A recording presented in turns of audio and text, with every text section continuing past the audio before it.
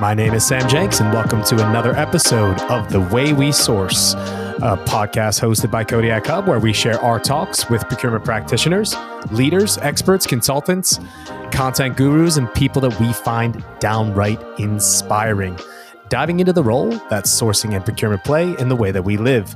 If you like today's episode, make sure to rate the program and give us a follow. Today, we have the pleasure of hosting a household name in the procurement industry at this point in time, a real thought leader in the space.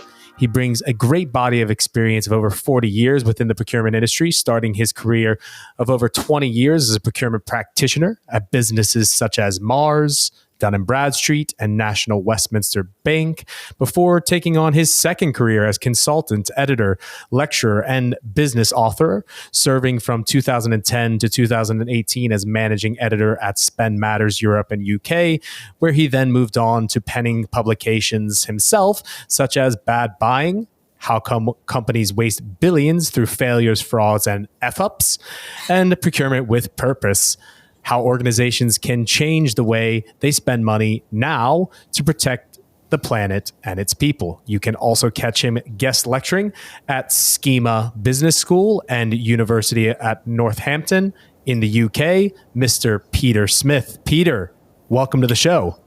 Thank you. Thank you for the kind introduction. Well, it's definitely an introduction. I felt like I needed a forklift to carry the weight of your CV, to be completely honest with you. How do you have the energy? I think I find if you just stay around long enough, the CV starts looking impressive. I mean, I wince now when people say 40 years. I think up to about 30 years, experience sounds good. It's like, he's going to really know what he's talking about. Once you go over 30 years, it just sounds like you're really old, to be honest. Okay. Well, then we'll go back and clip it and just say 30 years. How does that sound? 30 plus. Fantastic. I would love to start with a question that we ask a lot of our guests. And being that you do have a breadth of experience, I'm sure that it means a lot to you. But what does the space of sourcing and procurement mean to you? Well, I think I got into it slightly by accident when I was in my mid-20s, like many people. But I did honestly sort of love it from the beginning. So from a personal point of view, I think for me, it's always been fascinating because of the combination of the analytical side of things, because I'm a numbers man by background in a sense. Did management sciences and maths at university. So the analytical side of procurement I always found really interesting, analysing markets, looking at commercial structures and so on. But then you've got all the people side of it and the stakeholders and negotiation and how you deal with the actual people in your suppliers and markets. So I just loved from the beginning the fact that it was such a broad job in terms of those different aspects to it. And then, of course, once I got into it and I realised, and I know it's a bit of a cliche for us to say this, but just how important procurement and supply chain is to virtually every organisation. Still probably not appreciated enough, although certain things that have happened in the last few years have probably made more people and organisations realise just how important procurement is. So I've always had an interest in trying to sort of bang the drum a bit for the profession and sort of get word out there that, hey, this really is just as important as the marketing and sales side of things or the manufacturing or the finance. And I stick by that now. So, I had a couple of dabbles at moving into general management sort of earlier in my career. And to be quite honest, after 6 months running a potato packing business in the east of England, I decided there was a lot to be said for being a procurement director instead. And I've just found it a fascinating profession to work in for many years. As do many of our listeners. And let's double click a little bit on that. You have been in the space for some time now. And I understand that, the first part of your profession was as a practitioner. When you look back on that particular time as a practitioner, how do you think that the role has evolved? You mentioned it yourself that you think maybe the role of procurement and supply chain has evolved into being something that's a little bit more at the C-suite level and also a little bit more on the exec team's mind. How do you think that has shifted, and why do you think that shift has come? I think there are a number of aspects going back through my whole career. I mean, I think the professionalization of the profession, if you like, which came probably 70s and 80s, and things like the whole introduction of category management. I mean, category management wasn't really talked about when I first started, although my first couple of jobs at Mars, looking back, were sort of category management roles. But putting some almost intellectual structure around things like category management, I think, was an important step. I think technology obviously has been just huge. When I started in procurement at Mars, my assistant buyers, I was head of packaging buying, were still keeping track of the packaging material stocks and placing orders on suppliers using large books and pencils and biros. And we computerized in my last couple of years at Mars. So technology, over the course of my lifetime has just gone from nothing to the amazing place we're in today. I think other developments, I think the understanding things like the Kraljic matrix and the understanding that there are different ways of looking at different markets and suppliers. I mean, that I guess is one of the things that started getting attention of the board, that here's a function that isn't just buying what they're told to buy by the factory or by the marketing manager. They're thinking strategically about things like supplier relationship management, and whether we want a collaborative relationship or we want to be much more active in the market and tactical and so on. So I think all of that's changed. I think in some sectors, the public sector didn't really think very seriously about procurement if you go back to the 70s, say. And then I think we've almost not come full circle in any sense, but more recently, I think we've understood better how to work with stakeholders, and that actually procurement isn't a sort of single function sitting there as an island. If we're going to be successful, we really have to be part of the team.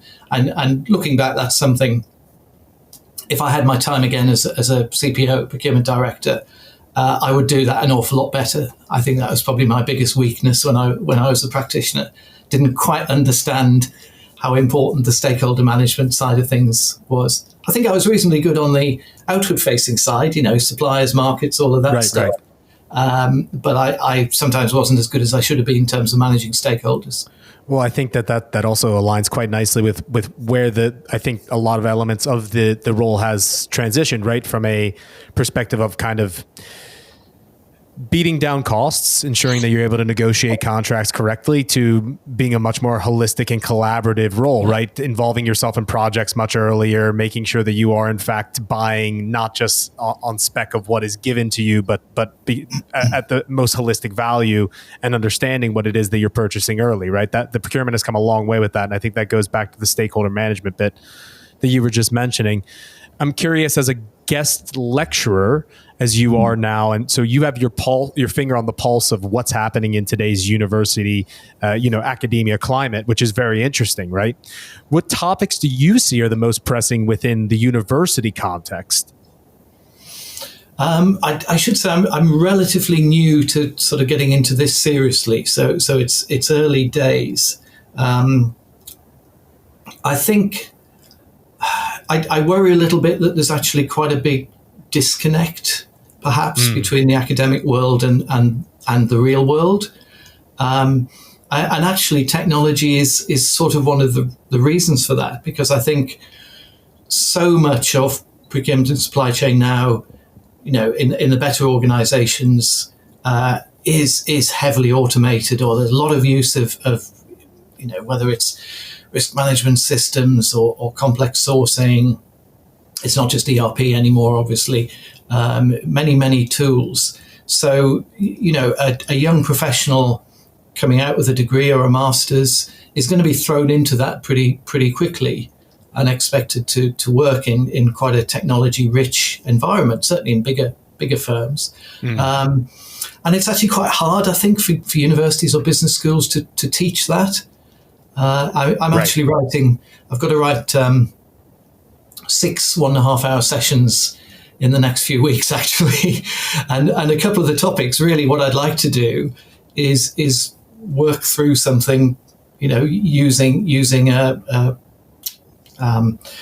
sourcing optimization platform, because I think sourcing optimization is a really exciting topic. But I don't think feasibly I can get 30 or 40 students sitting there running, I won't mention names, but running an actual optimization on a platform. But I mean, that's what they'll be doing in a year's time if they're out in industry. So I think technology's a challenge for the universities and business schools. I think where actually in some of the areas, like in the public sector, that it's probably got better in that I do see, there's some interesting work coming out of the public sector on things like how do you incorporate sustainable procurement, purposeful procurement, social value into public sector procurement. And that's something where governments aren't often terribly good at doing that themselves, but actually the academic world is doing some good work there. And I think those links are developing. Do you think that theory is going to align well with practice? Because obviously, sustainable procurement and procurement with a purpose is a huge topic of today. Do you think though that there's a good alignment in the theory that's being taught versus the actual practice?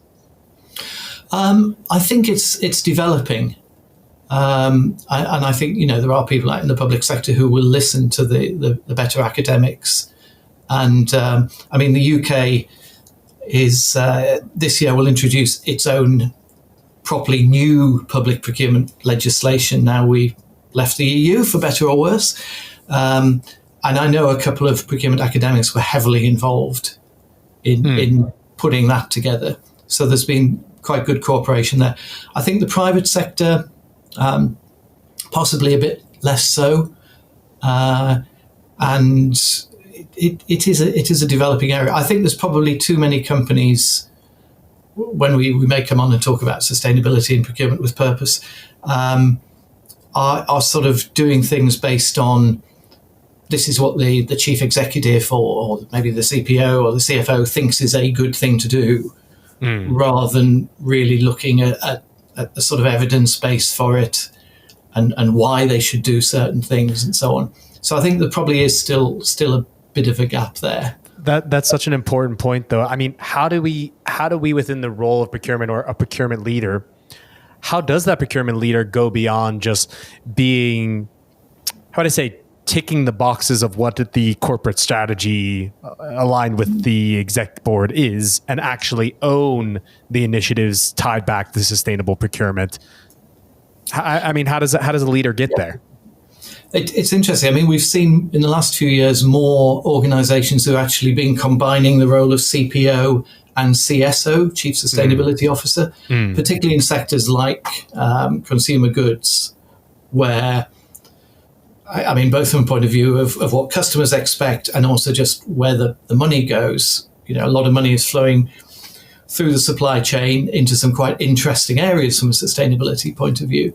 So a lot of organizations have combined those two roles. I think what procurement leaders need to do is highlight why the supply chain is so vital to any corporate sustainability initiative, really, almost every organization, and then present a sort of structured, thought through process to say, well, this is how we should take it forward.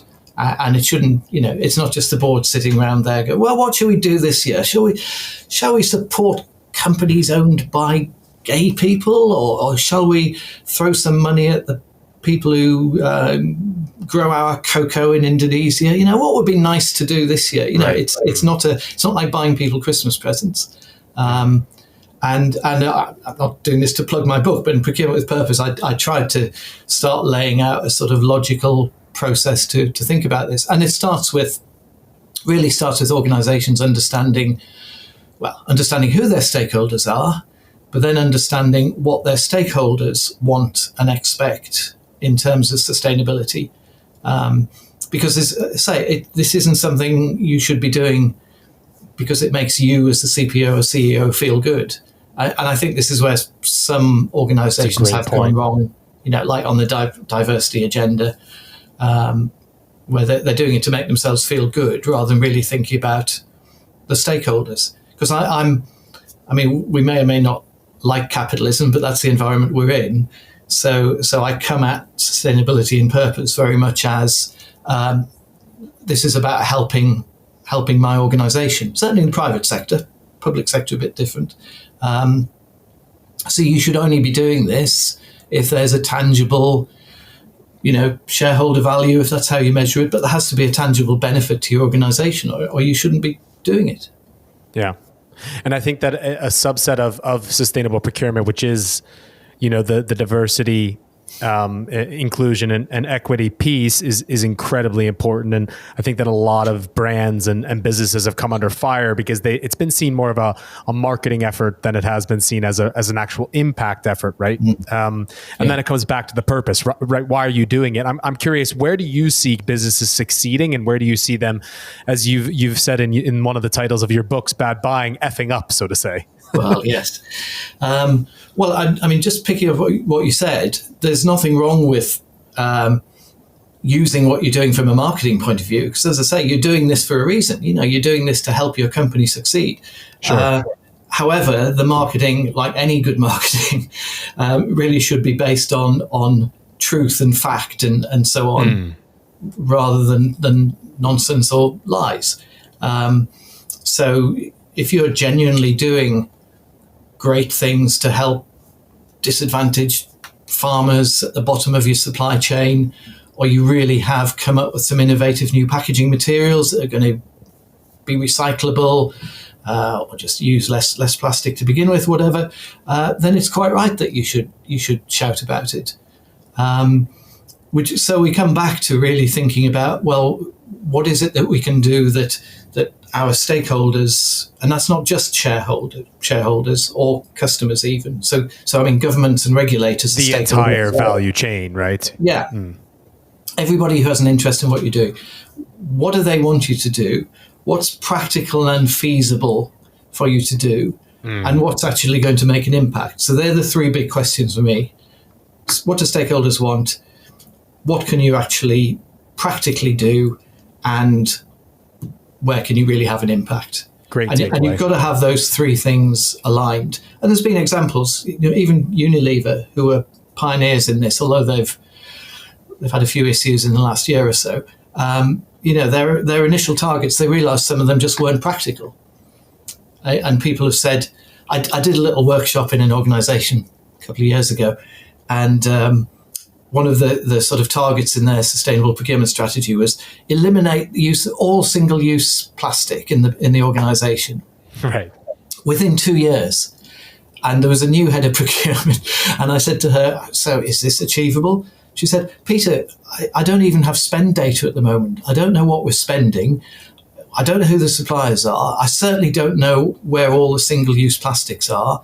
And given we're an organization that does lots of complex scientific stuff, I have a feeling a lot of the single-use plastics, aren't really very replaceable.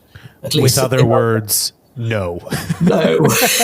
It was written down as a target in the Sustainable Procurement strategy. Well, I'm curious. Are targets set? Targets are like our guiding light, right? There are goals, but is it because procurement professionals and all professionals, for that matter, are too scared to pivot away from the target or adjust the target, iterate on the target? Well, it's interesting, isn't it? I think sometimes targets are appropriate because they concentrate minds and they give you focus and all the rest of it. But I do a Procurement with Purpose newsletter every week on LinkedIn, and I was just writing something yesterday for this week's, and there've been quite a few lawsuits in the last few months in the States, particularly, where activists, shareholders, or just anti-woke troublemakers are suing companies because of their diversity policies, and that can be both diversity in employment terms, but also supplier diversity. And one of the things that a couple of these picked up on was having targets. To say we want 15% of our suppliers or our spend to go through, minority-owned suppliers or veteran-owned or whatever it might be. And and they were saying they thought that was illegal. Now, they haven't won any of these cases yet, but it's interesting it's being challenged. So I wonder, for instance, whether in terms of a supplier diversity program, which I think is a great thing that everybody should be doing, I can talk more about why I think it's a good thing. But I'm not totally sure a target in that case is the way to go, because I don't really know whether 5% diverse suppliers, 10%, 50% is right for my organization. And it will certainly differ by spend category, possibly by which country you're in, lots of other things. So even coming up with a realistic target is really difficult. So, in terms of supplier diversity, I'd rather companies focus on doing the right things and measure what the outputs are, measure what happens over time. And if you see the percentage of diverse suppliers dropping, then probably what you're doing isn't the right thing. But just having a target, I'm not sure that's a good thing. I mean, the UK government's had a target for spend with small suppliers, SMEs, for more than 10 years now. It's never hit it. It's impossible for it to hit it. I won't go into the why, but I've done the analysis. It is impossible for it to hit it.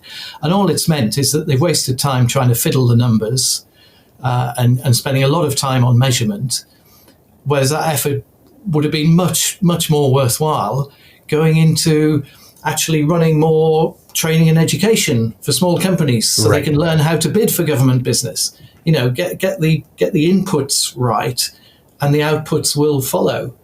But just to set a target for the outputs and then waste your time on that, Well, it's like we talk about from shifting your mindset from reporting to results, and the thing that you can scale is the input, right? You can shift what the input is, you can't shift what the output is in that case. So it's a perfect way to frame that. Understanding how to be able to work towards the goal is the thing that's going to get you towards your end result. I would love to take a step back, which I don't always love doing, especially when we have a head of steam like we are on the topic right now. But I would love to dive a little bit into some of the concepts that you developed in your book, and we don't have the time to dive in so deep. But starting with bad buying, how organizations waste billions through failures, frauds, and F-ups. How are businesses effing up would be my question to you, Peter Smith. Oh, where do you want to start? I should say I wrote this book because I've always wanted to write a book that would be interesting. That has the F word in the title, or that would be interesting for people who outside the procurement profession. And that was my attempt to do it. My idea was business people would pick it up at the airport or the railway station. And of course, it came out in the middle of the COVID lockdown, so there were no airports and railway stations. But it's everything from... the first chapter in the book is about specifications, because I decided that was chapter one, because if you get the specification wrong, everything else is wasted. You can do great procurement, but you've bought the wrong thing. And back then to stakeholder management, no? A bit. Exactly, yes. And then you can work through every aspect of the procurement process, not understanding the market, not knowing how to negotiate. That's a big one. There's a lot of examples where arguably the initial contract wasn't too bad, but then in the contract management phase, or if you're talking about something like a construction program, managing through that whole construction process, it's not really about the initial contract. I mean, the initial contract can make it very hard to succeed if it's a bad contract. But even if you start with a good contract, if you don't manage through the program or the period of the contract, then you'll see failure. So quite a lot of the biggest disasters in the book are things like construction programs, big IT programs. That again, it's not necessarily the initial contract that's wrong, but the supplier wasn't well managed, or you get a software provider who then uses a systems integrator, and there's some other consultants over here, and when something goes wrong, you've got lots of people going, well, it's not me, it's him or her, and companies struggle to see their way through that. Incentivization of suppliers, that's another one, perhaps a little bit less considered sometimes. but suppliers will do what they're incentivized to do. And there's a couple of classic examples on things like roads maintenance and so on. It's like, well, why haven't you maintained this bridge? And now we've had to close this bridge in Denmark for 6 weeks, and the traffic's piling up. And it was like, well, because we're incentivized to do this over here, not to keep that bridge running. No, there's no penalty for us not doing that, so we're doing the stuff that we get penalized if we don't do. Lots of cases like that. And then the whole fraud and corruption, about a third of the book is around fraud and corruption. I just find it a fascinating topic. And I think my summary there is, I mean, there are some interesting and novel case studies in there, but a lot of them you could stop that corruption or fraud by taking some fairly basic steps, which I should show you, which I explain in the book. All right, fantastic. Could you share with us on a higher level some of those steps then? Because I'm curious.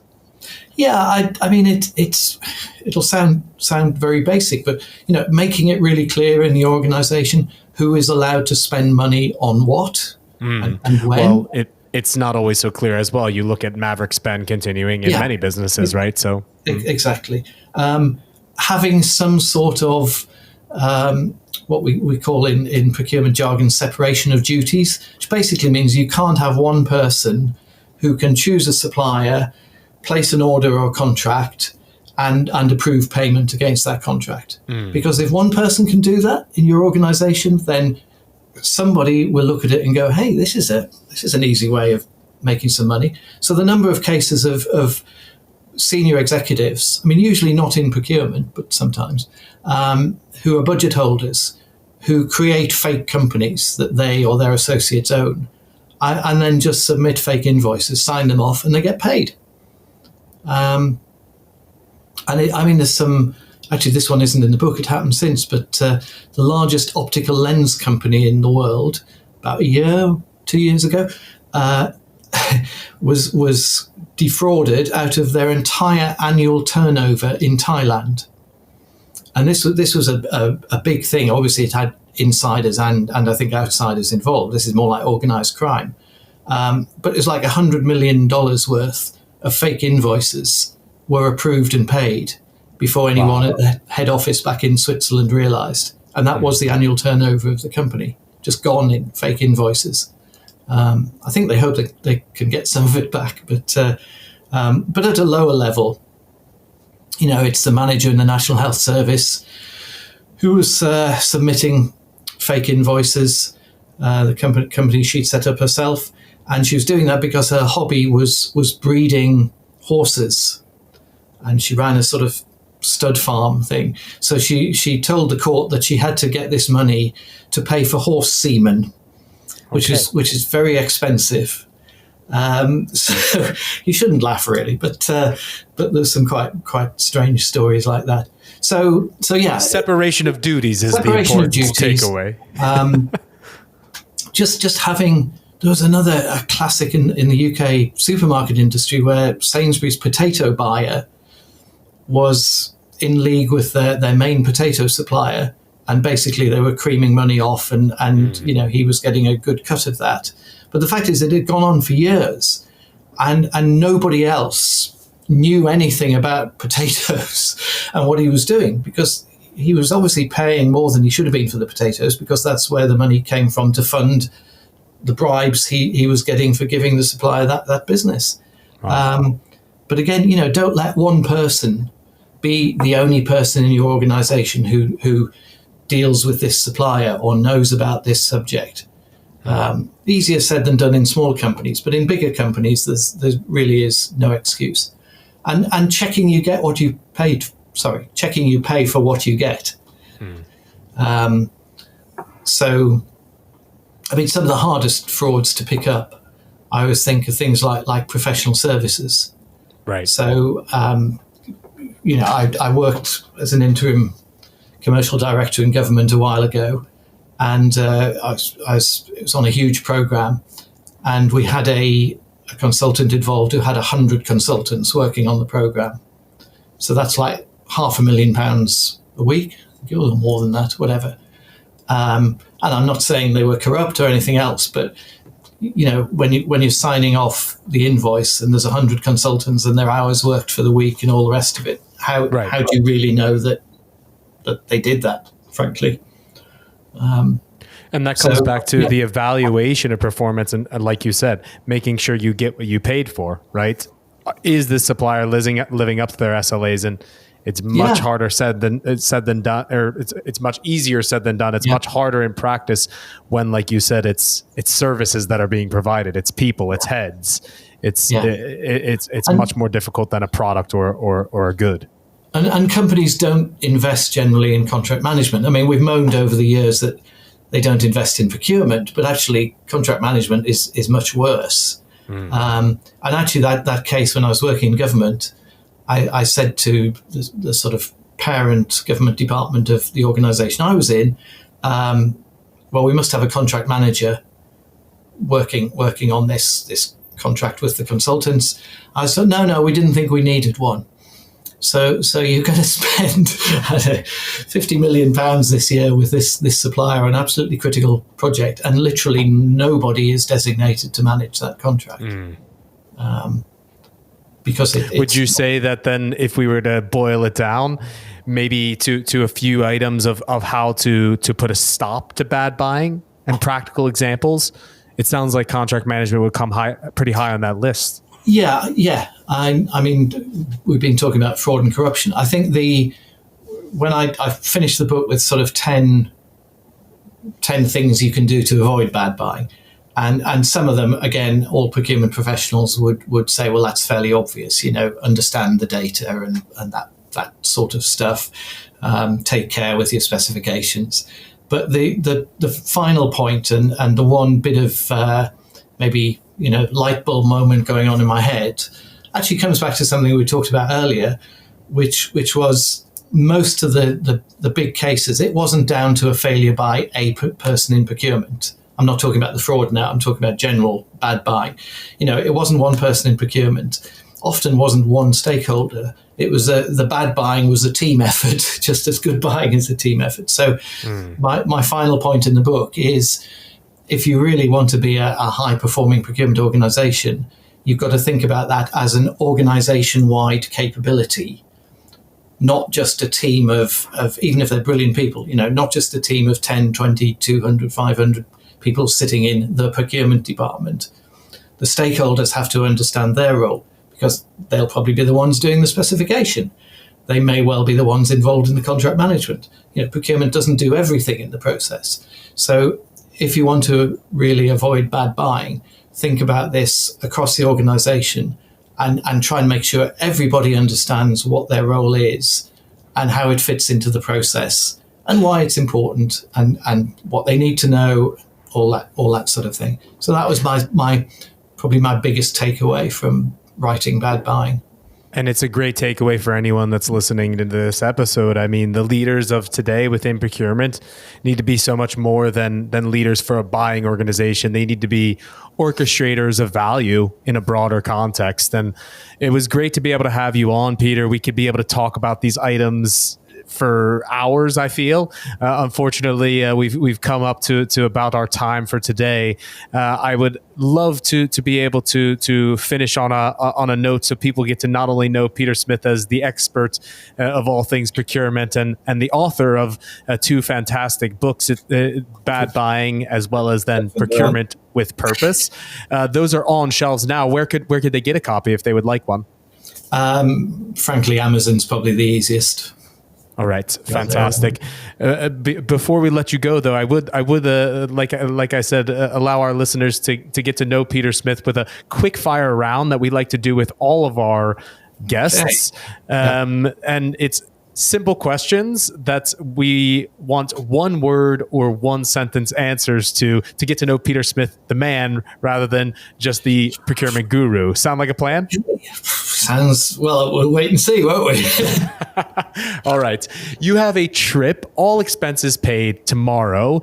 Where are you heading around the world? Well, you've thrown me there because I don't like travel. Okay. Well, that's an answer within itself. So Staying knowing, home.